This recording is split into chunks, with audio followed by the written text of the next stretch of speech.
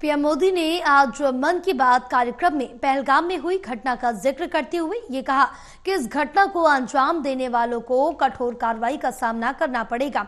और अब उन्होंने पहलगाम को लेकर कई अहम बातें और भी कही है। इस सभी मामलों पर भारतीय जनता पार्टी के महासचिव व वरिष्ठ नेता तरुण चुग से बात की हमारे असिस्टेंट एडिटर ललित नारायण कांडपाल ने।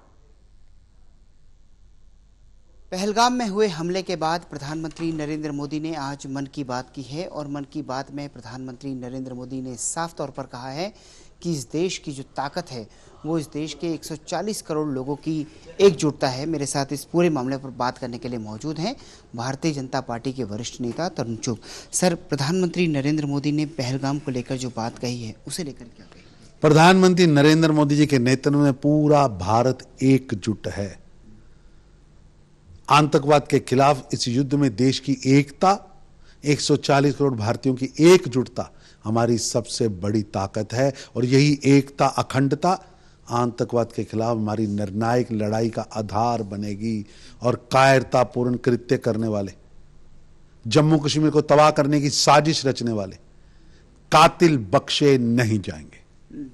वहीं दूसरी ओर जहां प्रधानमंत्री ने 140 करोड़ लोगों की एकजुटता की बात की है, मणिशंकर अय्यर का बयान आया है। वो कह रहे हैं कि क्या विभाजन तो नहीं है इसकी वजह?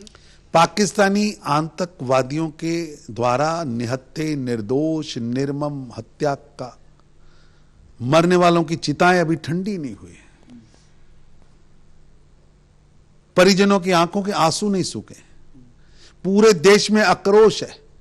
लेकिन कांग्रेस पार्टी और उसके नेताओं का पाकिस्तान प्रेम उमड़ रहा है।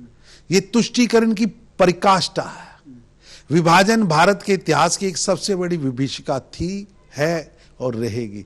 20 लाख से ज्यादा लोगों की हत्याएं हुई, 2 करोड़ लोग बेघर हुए, कई बेटियों का बलात्कार हुआ, हजारों बेटियां बेघर हो गई। इस त्रासदी के लिए, इस विभीषिका के लिए, इस विभाजन के लिए कांग्रेस पार्टी जिम्मेवार है। देश उसे कभी माफ नहीं कर सकता।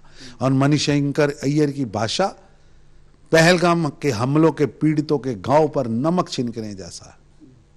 देश का हर नागरिक, चाहे वो किसी धर्म, पंथ, जाति का हो, वो इस समय स्तब्ध है, गुस्से में है।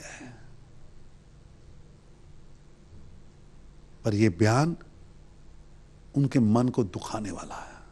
वहीं दूसरी तरफ कर्नाटक के मुख्यमंत्री सिद्धारमैया भी अपनी बात कह रहे हैं। राजनीतिक रोटियां सेकने का समय नहीं है ये। कांग्रेस के नेताओं का बयान दुर्भाग्यपूर्ण है, शर्मनाक है और मन को कष्ट देने वाला है। यह समय देश के साथ एकजुटता से खड़े होने का है।